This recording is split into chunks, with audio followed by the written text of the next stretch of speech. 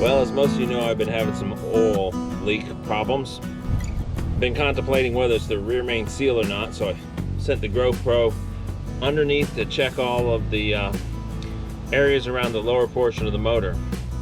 I saw a lot of buildup and crud around the riser where it bolts up to the bottom of the block. I'm gonna take off the oil pan and the oil pan riser on the front of the transmission bell, allowing me to get to all the riser bolts. Small 10 millimeters, and I'm going to change the seal on the riser.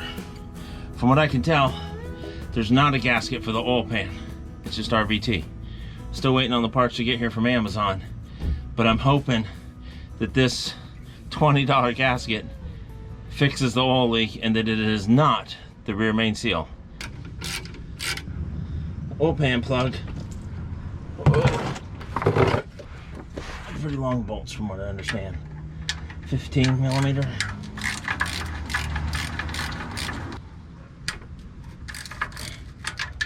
And I'm gonna do this by hand without power tools.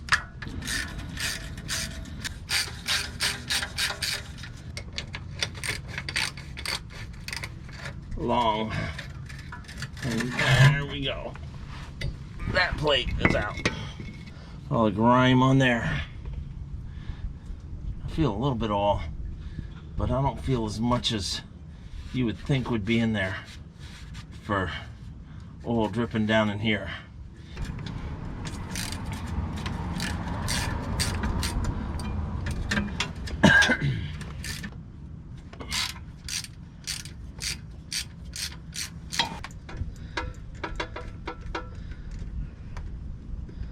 That's a wobbly ratchet, hand ratchet, great for jobs like this because you can spin it.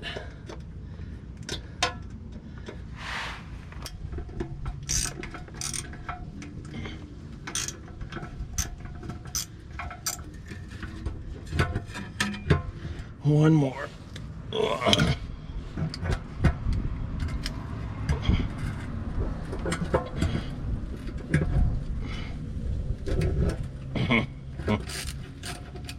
Ready? Here it comes off.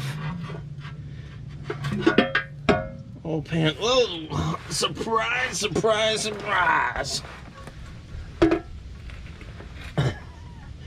That almost hit me right in the face.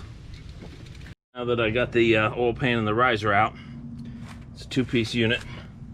This is the riser. I'm gonna clean everything up, get it ready. There's still a little oil down in there. There's the seal that goes right in here, and that's what I'm going to change. I do see a lot of like scum through here and around the back side of these holes over here. I also see the same thing, as if oil had been coming through this area here and a little bit over here. So those are the areas where possibly oil was running from inside and out. So just as I finished up taking the gasket off and cleaning everything, Amazon came in with the gasket maker oil sealant.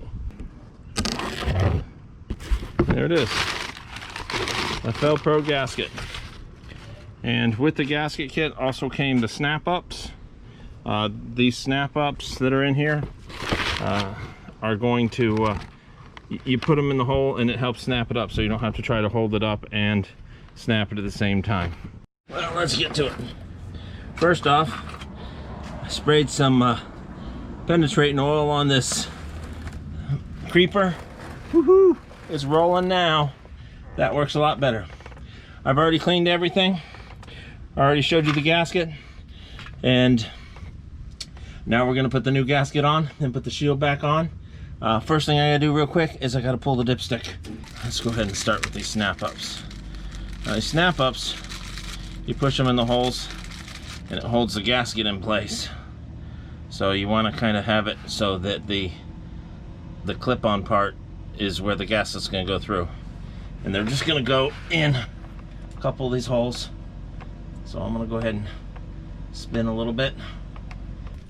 But snap-ups are in place. Important part to do is to put the RVT sealer there in the four corners.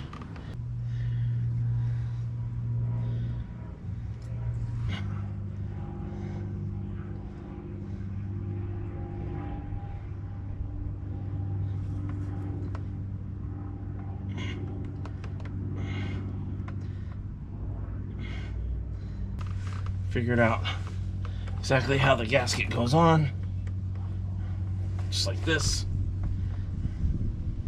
You remember you had those two front studs coming out, so line it up with your snap-ups.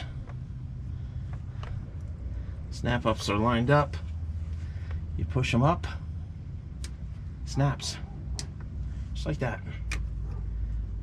Now you know everything is lined up properly. Get it back up in, line it up with the snap-ups.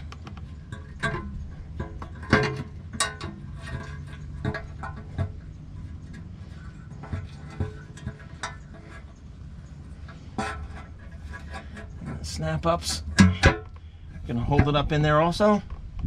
So once that's lined up, you want to find some of your bolts. Hopefully you had them ready. Remember, they're the smaller ones, and I'm gonna put them all on by hand to begin with. I'm gonna start in the middle, kind of hold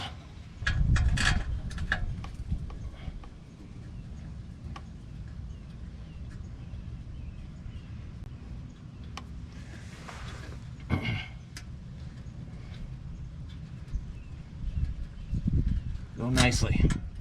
Don't force these little bolts.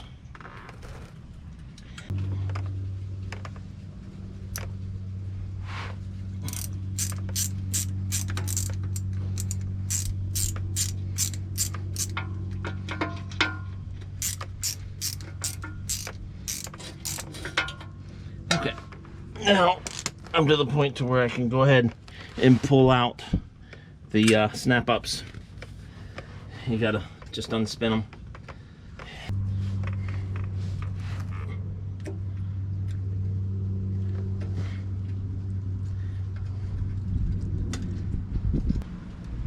Better to have to come back and snug them up than break one off.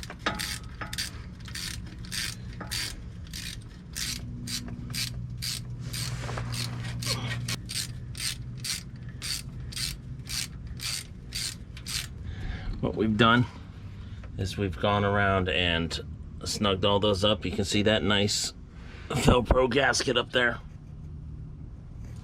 And we got the back ones. So pretty much all we got left to do is to put the plate on that's right here. And hopefully it'll clean up some of our oil leak.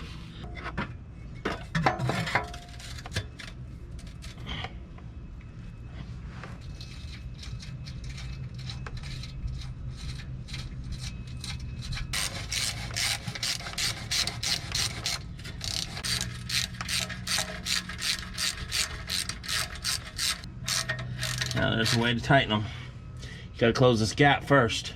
So don't tighten these ones up all the way until you get the back ones tight. Because these back ones are what's gonna snug that gasket up.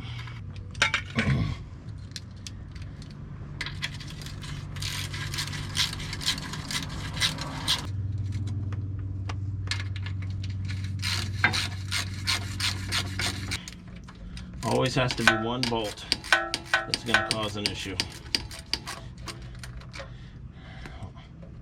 The very last bolt I'm having some kind of issue with. What I'm going to do, I'm going to run this bolt through the tap and die to make sure it's clean. Tap and die. It's a kit you can get on Amazon. I'll put the link below. It's metric standard, and what it's going to do is it's going to clean the threads on this bolt by running them through this. wire brush works too. There we go. The bolt is now got clean threads.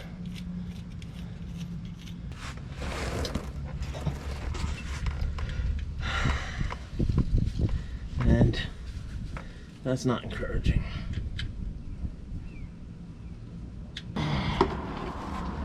Let's try cleaning that hole out.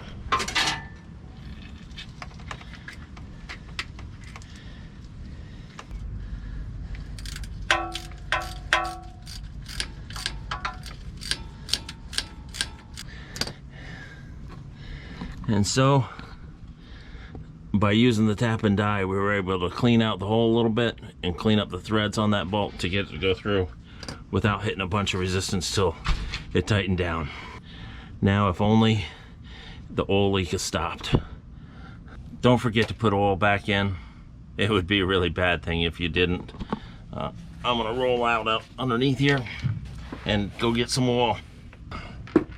For the tap and die set, I'll put a link below for this. Made it a lot easier, plus the gaskets. Thanks for watching. Now I'm just gonna put oil back in, and hopefully that cures my oil leak for now, and it's not the rear main seal, because I'm not looking forward to that. Till next time, don't forget to subscribe. FloridaJeepRides. Do it yourself repair.